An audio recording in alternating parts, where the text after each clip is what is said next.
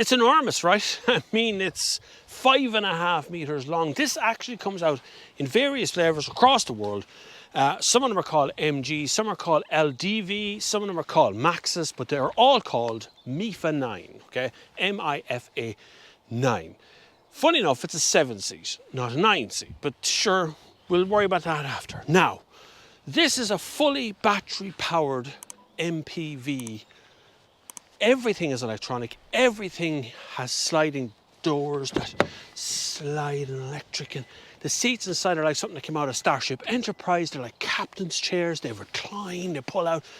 It is an awesome package of a car, but I'm not sure about how many people in Ireland will get over the branding and the look of the car. The look itself, it's polarizing. Some people are looking at it going, what's that? Other people are looking at it going, it's gorgeous. Just depends on who's looking at it at the time. My wife doesn't like the look of it. I kind of like the look of it. I'm not sure about it. It's a bit weird, but the interior is where the action's really at. So let's discuss the MIFA 9 from LDV, from Maxus, and from this guy going to drive by in a Untitled Land Cruiser. So, like I say, this is where the action is at in the back seat, because the front seat is well taken care of. You do feel like a chauffeur up there. But in this back seat, right, so here in the pocket, I have a table. Now, it's a little kind of flight table you'd find in the middle seat of a Ryanair flight, right? You know, it's a small table. It's not a big table, but it's certainly good enough. Shame it doesn't lock up a little bit angular like that, because if it locked like that, you could put your phone on it and do stuff with it. But yeah, it's fine. It's a table and it's in the car. If you're fat, that ain't going to work for you at all. Now, on this side, I have a little panel that controls the whole seat. But I can also close the door. Close the door. But that's closed, right? That's open. It's pointing the wrong way.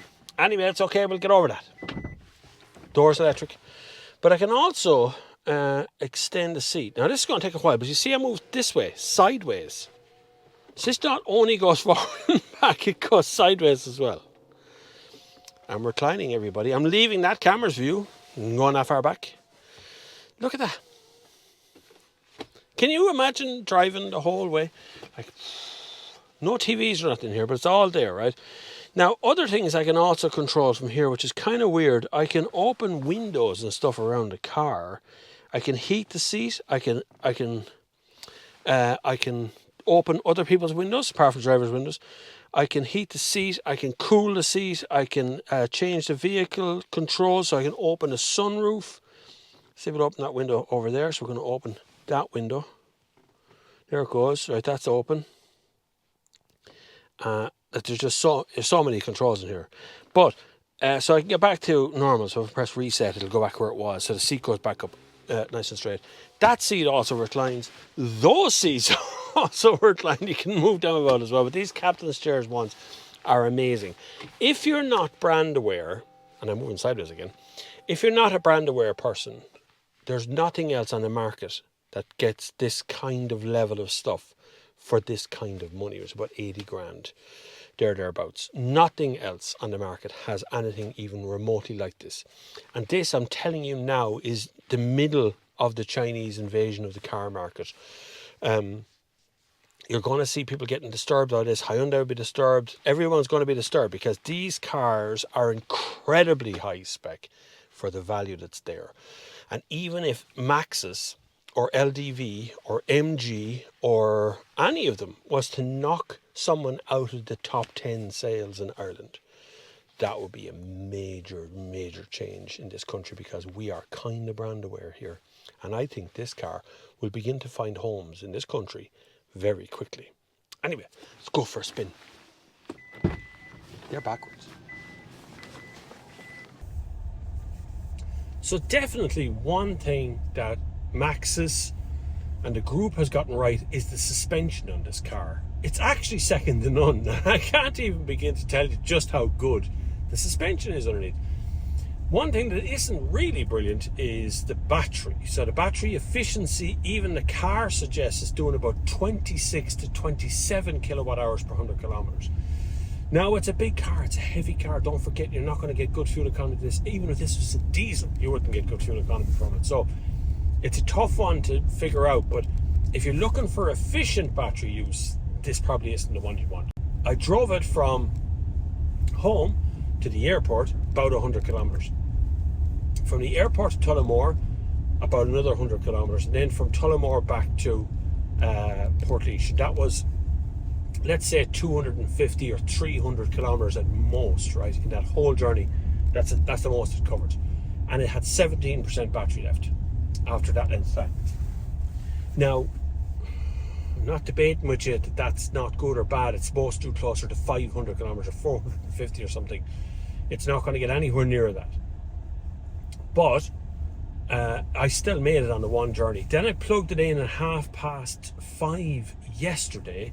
I came out this morning at about 8:15 and I was at 85%, 89%.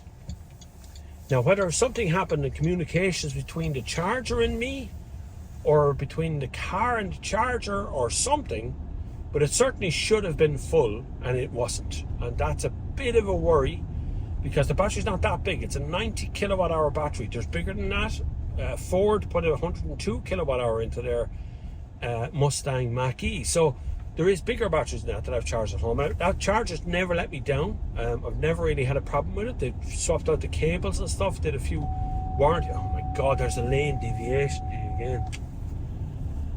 Oh, that thing is just really annoying. Now, I can go into the settings and turn off some of the safety systems that are watching me and looking at me and the facial recognition thing, but for the most part, I can't turn that off. The lane deviation thing that triggers, it's lane keeping, seems to be just one of those things that just constantly badgers you about keeping in the lane, which really doesn't work on smaller roads. And I'm sure the Chinese have smaller roads, right? Let's be serious. They must have something out there, small little rural roads like this. This is just aggravating at the best of times. It really is. But it has a lot of peeps and bounds. But can I honestly suggest you should look at this car? Yes. If you are looking for a 7-seat car, you would be insane to not look at this. Can that be turned off? Probably. Somewhere in a setting somewhere that I cannot find, that can be turned off. And I've been in multiple settings and things and safety you can turn off now, but I can't find where LKA is, or lane deviation correction is. Here it's still going on.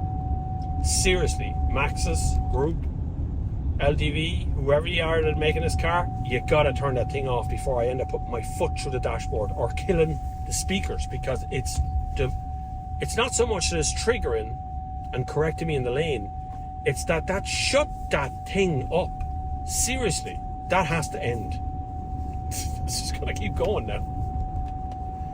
Even when I put on active cruise control, it's still going.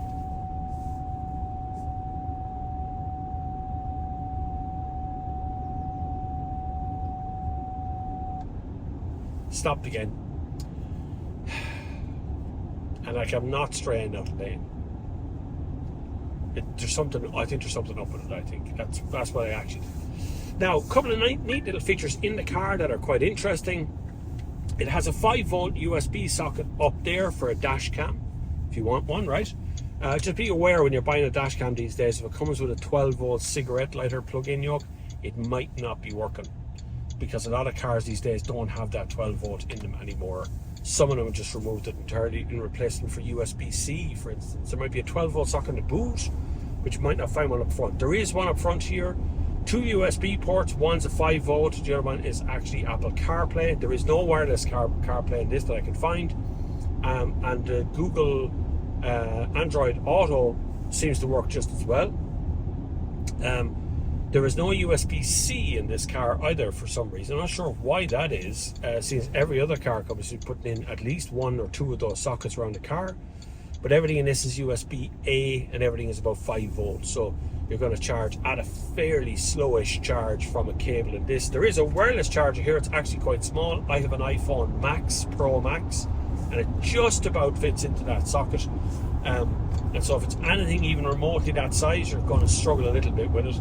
The active cruise controller, as they call it, Super Cruise, is actually good, and I mean good. It works perfectly well. It keeps you nicely in the lane, but it does kind of nag you when you're not doing, if it sees you're not paying attention or anything like that, because this is Super Cruise, so I can drive with no hands on the steering wheel, it will continue to steer anyway, right? But if it thinks you're not holding on to it, it will start to nag you very quickly. And then it just turns it off. It just goes, no, I'm not doing it anymore. Good luck. And it'll go into the hedge if you're not paying attention to it. Like any of the cars do, although some of them will pull you over to the side of the road or stop you in the lane if they detect you're asleep. Speaking of which, this has a system over there that is watching me, a facial recognition system. It's watching as I drive along the road. You can deactivate it, but it will reactivate every time you get into the car. That will activate. Where that information is going or how it's stored, I can't quite answer. I don't know. I don't know what it's doing when it's using that facial recognition. I don't know what it's doing in any of the cars. Now, I know European Ford have taught me that all of the facial recognition systems on the car stays in the car, and any data that is stored about you is stored on European servers under European laws. That's a good thing. European laws are actually quite stringent about serving that information out to any other third party. But I don't know where that's being stored. I'm not sure. There's just some software issues. But this is like Gen 1. So don't forget that this is going to come out, and then they're going to learn, and then they're going to get better. You wait and see. That's what's going to happen. They're going to get better. Anyway, let's get back to me and let's discuss this car again. So look, let's be rational about this for a minute. This isn't a cheap car, and I'm not saying that that's the big benefit of it, but this, it shows you how far along the road the Chinese are with their cars. Maxus, LDV, MGs, these aren't new companies. These are companies that have existed a long time in China on its borders. And now they're exporting those cars over to here through Harris in Dublin, but it's still coming in numbers. These are available now. There are stocks of these because the Chinese make the batteries. The Chinese also make most of the motors that are under these cars as well. So it's all happening right there. Now, I'm not saying to go out and buy something like this. What I'm saying is this is fantastic for the consumer to add another choice to it, because this can be mentioned in the same breath as something like the Volkswagen Multivan, the ID Buzz. You know, these kind of seven, because there's nothing else this size on the market that you can buy as a full 7 seats right now. Certainly not with those captain's chairs in the back and the comfort that's in the front. It is an amazing little package of a car, and it's definitely one to watch. If you were looking at something, I mean, how many of you now pull into a car park somewhere and you're driving the same car as every other car that's in there? Because they're ones from the top 5 sales all the time. Every time you pull in a park, you go, my car, there's my car. You're not the unique little flower you used to be when you bought a car in this country anymore. Now everyone's got your car. This though, this will attract some attention. A little bit difficult to park, but this will attract some attention for sure. I parked this in the airport multi-story, no problem at all. So let's not be hesitant thinking if you don't know how to drive it, you don't know how to drive it. Good cameras and good stuff on it. Huge amount of work being done. Not only in this country, but in China on these cars and what's going to come next, because these guys have already nailed it with the tech and the stuff that's in the car. Anyway, thank you very much for watching. I hope you've subscribed at this point.